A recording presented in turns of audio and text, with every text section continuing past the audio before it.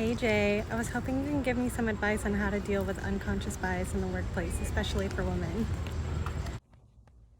Hey, Andy, or in honor of the recent Cincinnati Bengals win, Hoo Day, Andy. Thank you so much for your question. I really appreciate it. Unconscious bias, and from the lens of a woman. Thankfully, I am a woman and can share that. By definition, unconscious bias is stereotypes or beliefs shaped by our own personal experience and perspective. An example of unconscious bias in a work situation might be a recruiter or a hiring manager gravitating towards hiring someone who's gone to their high school or lived in their hometown because the assumption or belief is that individual is more like them because of that shared experience.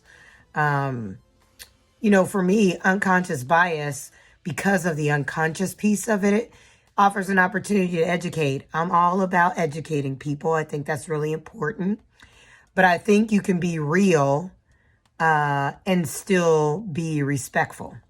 I think it's really important that when you talk about unconscious bias, you make the person aware, share some supporting facts and information that support what you're saying. And in that space, offer the individual the opportunity to become aware.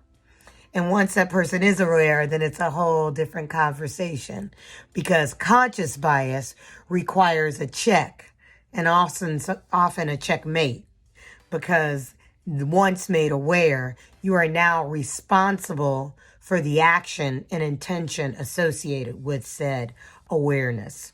And so when we talk about unconscious bias, it's about educating people, making them aware of that biases. And for women specifically, we have historically had to navigate through patriarchal environments, patriarchal establishments. And so, specifically for me, that means male and white. And so addressing that in a way that offers the conversation around privilege, around misogyny, around both conscious and unconscious bias, around stereotypes, all that shit becomes really relevant in an attempt to educate and then empower people to make a new choice, a different choice. Because again, once we move towards conscious bias, I'm here to tell you that it is not acceptable nor tolerable. I'm clear about that. But let me just calm down just a little bit. Again, I'm all about being respectful and real, educating and empowering, offering people access to new choices once they are aware of the new information. But I'm also clear about my superpower, about my power of choice, about owning me and how I show up in the world, how I expect to be treated. Equality, equity is everything to me.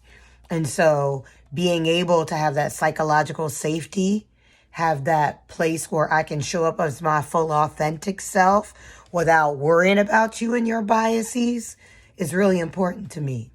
And so own you and your truth. It's my tagline, so to speak. Own your truth and be clear about boundaries and how you show up in the world and who and how those people around you show up. Thank you again for your question. If you out there have a question that you'd like to share with me, send it to birdieandthehandllc@gmail.com. You'll see the little slide at the end of this conversation. Till next time, take care.